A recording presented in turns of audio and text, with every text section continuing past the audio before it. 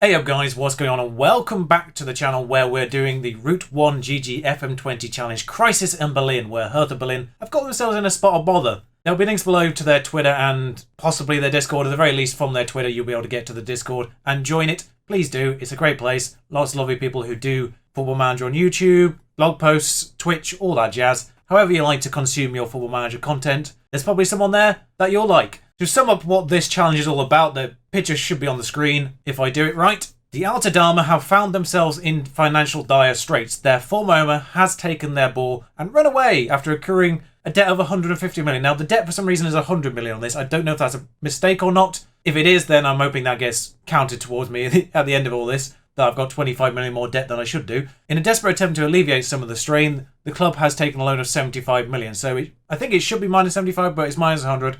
Whatever reason, hopefully it won't be a problem. In order to right the steadily sinking ship, you have been brought in the dog-eat-dog world of the Bundesliga. Prize money earned from a high league position is crucial in order to compete. Absolutely true.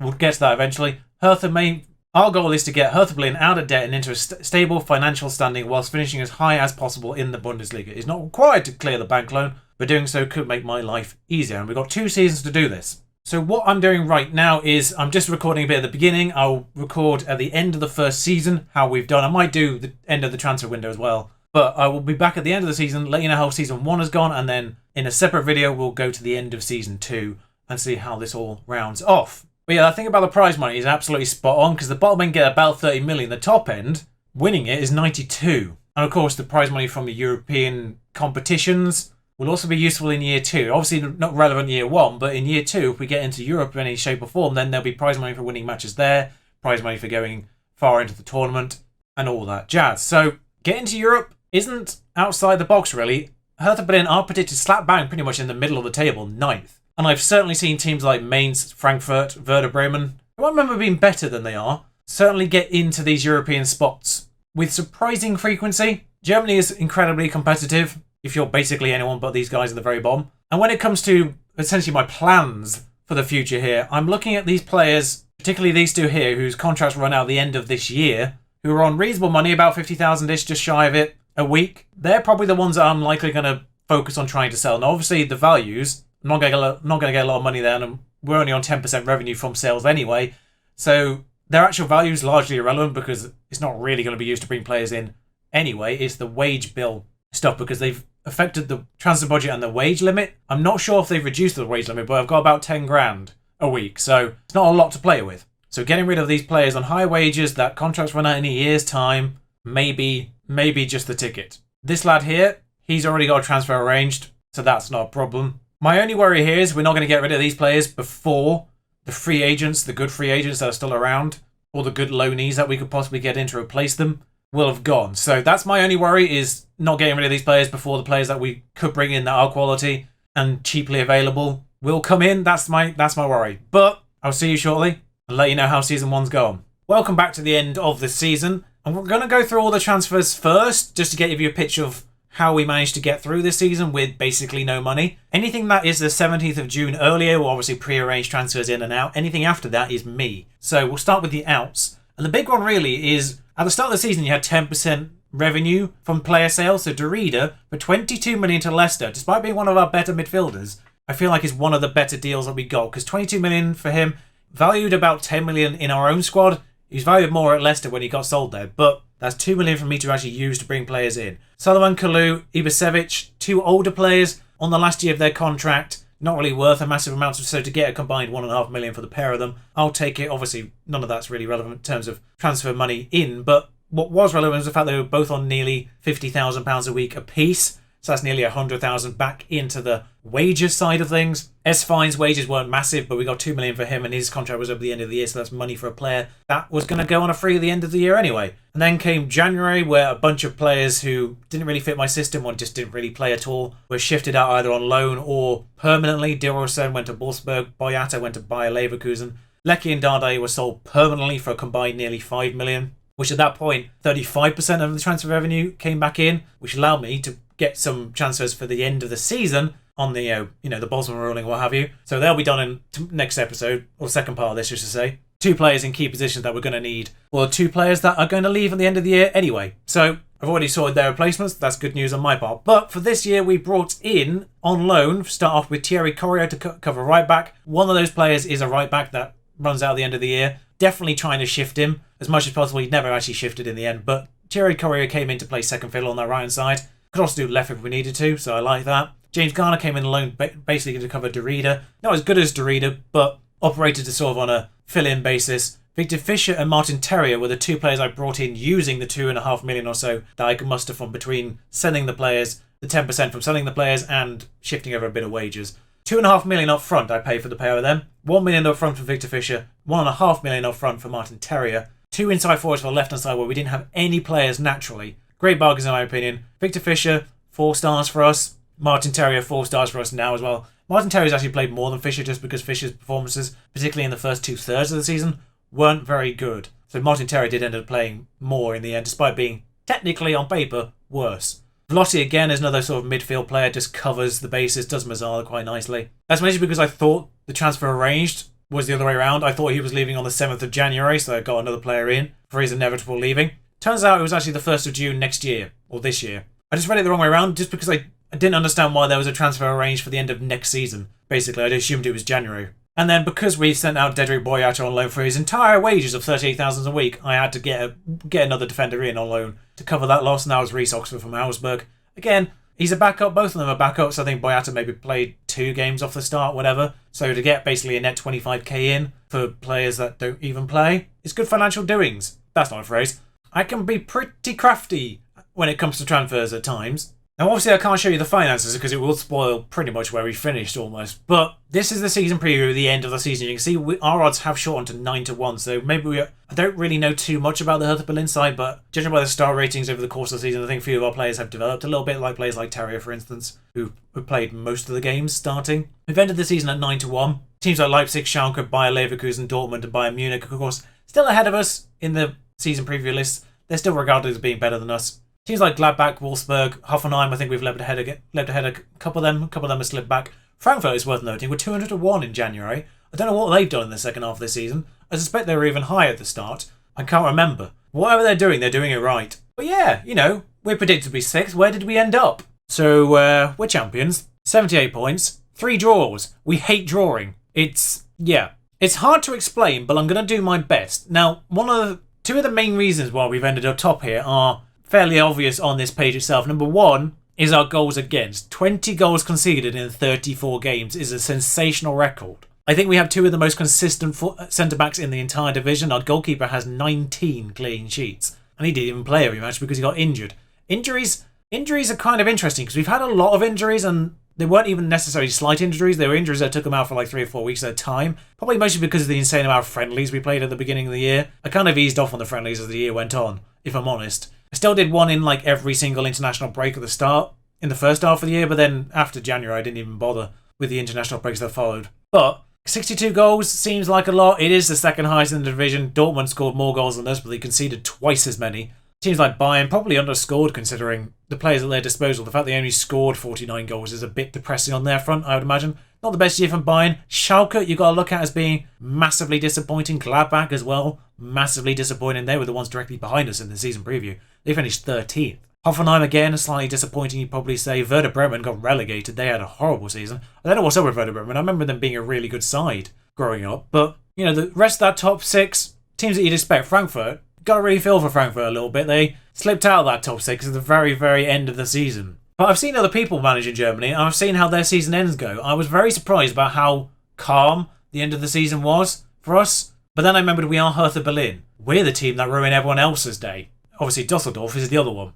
Amusingly enough, they were the last team we lost to, and where I started to panic a little bit, but then we did have one of the easier cup runs in history. Yes, there's one more match to play. Bayern Munich in the cup final. We're doing it on this episode. It might make the episode a bit long. I say episode as if there's going to be more than 2. But yeah, we've got a cup final to do against Bayern, but we did have one of the easiest runs in a cup I've ever had, frankly. Obviously, first round, a little bit disappointing actually, 2-0. Leipzig were the only major team.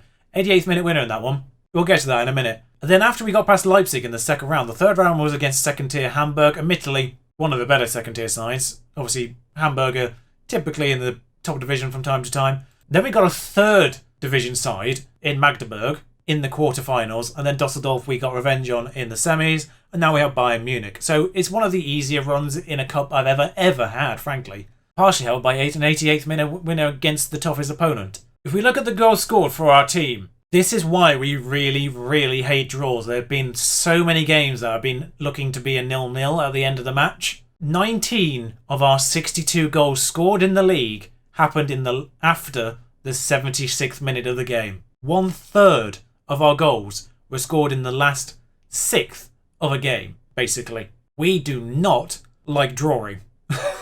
It's one of the most baffling, consistent quirks I've ever had in a team. It's like, oh, here's a draw. And then somewhere in this time period, we go, nope, never mind. We're winning now. Also, the last 15 minutes of the first half as well is quite prolific too. It's very interesting. We don't really start particularly on the front foot, but then we just end very well. And I do wonder if it's something to do with the fact that we start with 3 fitness coaches. So our fitness levels might be better than every other team. And it's possibly why Hertha Berlin in general are regarded as being ruiners when you're managing other teams. Because the team actually started with 3 fitness coaches. We're only allowed 7 to start with. And it's the same kind of deal in the cups as well. Now, not necessarily all of these were deciding goals, but 5 goals out of 11 in the cups were scored after the 76th minute. It's exactly the same in both. In fact, it's even worse in the cups because that's nearly 50%. But whilst I've shined a light on the fact that we keep scoring late goals, we do have to put a little bit of praise, or quite a lot of praise, on 3 men in particular, let's say.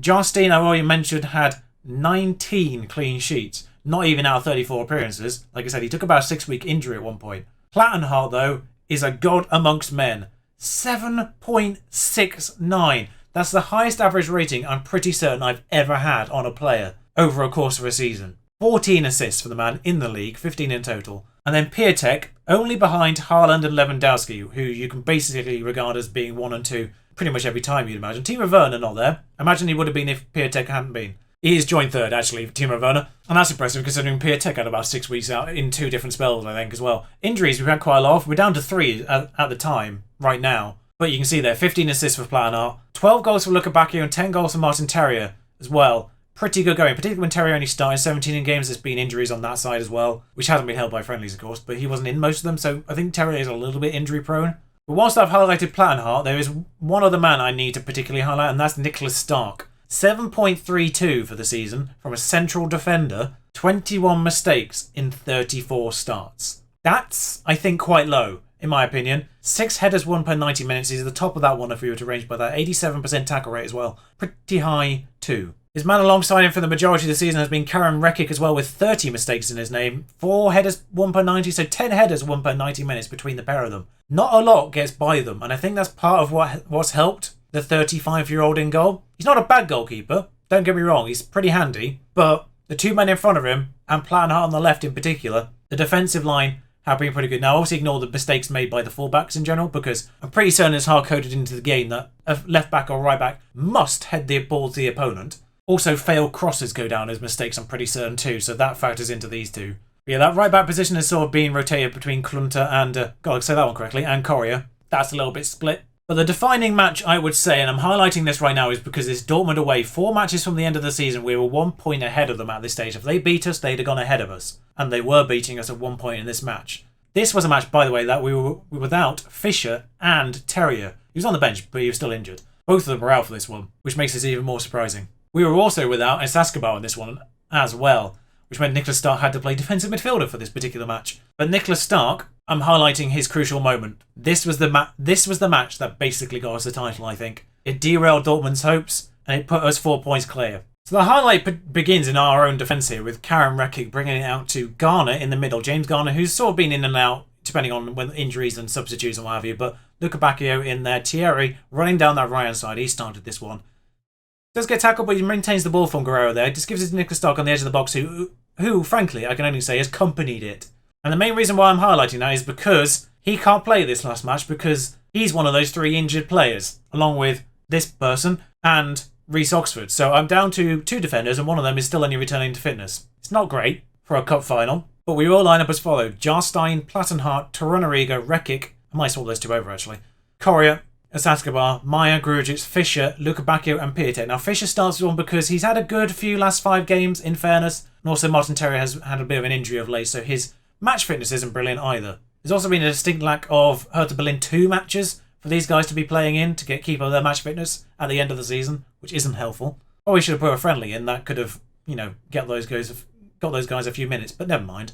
We will submit this team and go ahead. Now, it's basically the old York formation that I'm using, the one with the defensive midfielder. Although I'm using a pressing forward for Piatek, and there's a few other tweaks just to make the team feel a bit better. There's a trophy on the line. Make you see your born winners. Now, you've already won one title. Let's get the cup title and make it a double in the first year, which is a bit baffling. But yeah, like I say, we've had a very kind run in this tournament. Yeah, to have only come up against one of the top half, really, of teams in the season preview of the Bundesliga is a bit lucky, really. Like, Leipzig are the only team that we came across that were particularly challenging. Dusseldorf are the only other top division side we played. So, Tolisso is moving this. How did he do that without even... What? He didn't even touch the ball. Anyway, Coutinho's got on this left-hand side. Lewandowski, Muller. It's a good save by Jarstein. Probably going out anyway. And there's a flag raised, I think. Oh, no, he's raising it to say there's a corner. Watching this in 3D, by the way. It's a cup final. Probably should have suited up for this, but it's not a main series save, so we'll let that one go by. If we get in the Carabao Cup final on my York save, I will suit up for that. I promise. Although it's getting a bit warm now, so, 9 minutes in, and there's another highlight. Luka Bacchio inwards to Grujic. Of course, most of these players are on loan just because of financial reasons. Fisher, though, one of ours, charging forward here. That's not the best. Now, the money for this isn't, massive. It's arguably probably better than the FA Cup, but it's not massive. Like, oh my god, what's happened there? Why has Luka Bacchio done there? I can only describe that as assault. I mean, realistically, the only thing I can do is sort of allow Grujic to stay as Mazzara attack on this side to sort of run into that space and have Piatek be pressing forward on that, just shift him over ever so slightly just to cover the hole a bit better, but I can't really put any players in there. Also play down the left, obviously. Needs to be an instruction to make now, but I can only assume they're going to try and exploit that space on our right. Mind you, that's on our right hand side, so left hand side, there they are, they've exploited it now. Lewandowski, Coutinho, and yeah, that's a finish. This probably not going to be the fairy tale ending I'm looking for here, but never mind. I think winning the league will be fairy tale enough. I mean, whilst they've technically exploited the space, the player that is actually exploiting that space wasn't even in it. The move, it's just not particularly great from Coria there defensively. But don't count us out, because if there's one thing I've learned from this team is don't give up without a fight. And I'm just watching this half tick away, and our possession stats haven't really changed all that much. But Lewandowski on this left-hand side again. Like I say, Grujic doing his job there, though. You see them Mazzalaing on that right-hand side, getting into that space where Luka Bacchio should have been. Piatek now. Grujic again. Saskabar to Maya. Still Maya. Plattenhardt on that left-hand side. Here he is in his lovely usual position. You get to see him here quite a lot if you'd followed me throughout the entire season, which you haven't, of course. But there he is, still going. Okay, that wasn't his best moment. There I was, bigging him up. Now, obviously, Piatek and Grujic, with the pair of them being asked to do quite a lot right now, but essentially having to do 50% more work than they would have had to do when we had 11 men. Tolisso, that's a weird goal. Second goal of the season for him, of course, but it's not the most impressive of shots. It's outside the box, but there's not really a lot of force on it. It's not like it's a banger. Just look at him here. There we are. Just rolls it into that far corner from outside the box. I love the fact that basically we've just been disproved on two of my best players straight away. Plattenhardt's probably one of Plattenhardt's least fine moments, and then one of Jarstein's least fine moments. Fischer's probably going to come off. Grujic, though, for the time being, coming forward. Still operating in that space. He's doing that role quite nicely. Can't really complain too much about Grujic so far. Saskabar, Maya. Saskabar. Is this going to back out to Plattenhardt again, eventually, maybe? There he is. He hasn't scored yet. It would have been nice even if it was a consolation just for him to have got a goal. Like 15 assists, but no goals. Corner, though. Comes 2-0 so far. And we're starting to play backwards again, so yeah, that's all over. Fischer's Books and Terrier is going to come on there. Piatek's not having a great one, but I've only got one sub left after this, so if we're going to get back into it, I don't really know otherwise how I'm going to do it. Thiago, there's not really a lot I could change here, and that nearly 3-0, but Terrier was actually paying attention. Can we not just roll that over our line? Thank you. Oh, that was nearly just all done and dusted. 2 goals at the end of a match is not outside the realms of possibility. We have actually done that already this year. Gnabry, Terrier, doesn't get that ball. That's not his best work, but he is going to run back like a Terrier and try again, but never mind. Lewandowski, Thiago, Gnabry. Well, he's gone past Plattenhardt there. Again, not Plattenhardt's best moment. This might actually be Plattenhardt's worst game. Now, for the most part, I've done well in avoiding renewing contracts because obviously this is only a 2-year challenge. There's no real point renewing contracts that still exist beyond that point. Plattenhardt's the only one that's gotten away with it in getting me to get a new contract. Well, no super fairy tale. I presume we'll get money for being in the final, but not winning it. It doesn't really matter what we say here because it's like 3 months before we play another match of importance, so never mind. Yeah, 3 million for losing, so I'm not sure how much more you would have got for winning it. I mean, it was obviously justified. He scissor kicked him, for God's sake. It's worth noting we've played Bayern Munich 3 times and we've lost all 3 times. But the end of season stuff, fans play the season by 70%. That's the highest I've ever seen that, and it's justified. 71%. Yeah, just to talk about the injuries, that's my injury report. Terror out for 20% of the season. Meyer out for 40% of it. Although I think that was pre-programmed at the start. Middlestat had a bit out. Piatek, 4 weeks. Boyata was out for 7 weeks at one point. You know, sometimes it's backup players, sometimes it's more than that. Victor Fischer had 6 injuries, but the longest one was 11 days. Like, he'd just be out for 1 or 2 games at a time. Piatek out for 4 weeks. It says Jarstein was only out for 3 weeks, but he was out for a lot longer than that with the recovery time. I think that was just 3 weeks with it being a red injury, basically, and unplayable. So many awards for those great players as well. But now I can show you the finances. It's 58 million at the end of this year. We've got a transfer budget of 14. Our wage budget is 933. Our committed is only 710 though, so that's pretty good. So I've got a bit of wiggle room. 30 million is obviously not a lot to get players. It's going to be a case of finding those bargains like Fisher and Terrier where you can pay very little up front. And obviously, with this being a 2-year challenge, obviously I'm going to cheese it as much as possible in paying as little as possible directly up front to get these players, basically. It doesn't matter really how much we play over time because we're only ever going to have to pay them once probably. I know that's a little bit, but it's a challenge. It's not an actual project. So there we are. Worth noting the projected for the end of next year is 195. I don't know what their other stuff is. Like sponsor-wise, it's not brilliant. I don't know where they're getting this money from. I don't know if this is factoring in the loan injection into the future years as well, as if it's going to happen every year, but I don't know. The loans are still there, but we'll see how that gets paid off. I don't know if you can actually manually do it at any point. It doesn't appear to be a way to sort of directly ask them to pay off the loan, so they'll just have to do it of their own free will, I suppose. But by the time I've recorded this, I suspect this video, by the time it's edited and uploaded, I suppose it will go out probably Sunday evening-ish, probably later than normal. I'm not sure the second part of this will be up on Sunday, so maybe look for a Monday afternoon upload for this second part. I'll see you for that. Until then, ta-ra.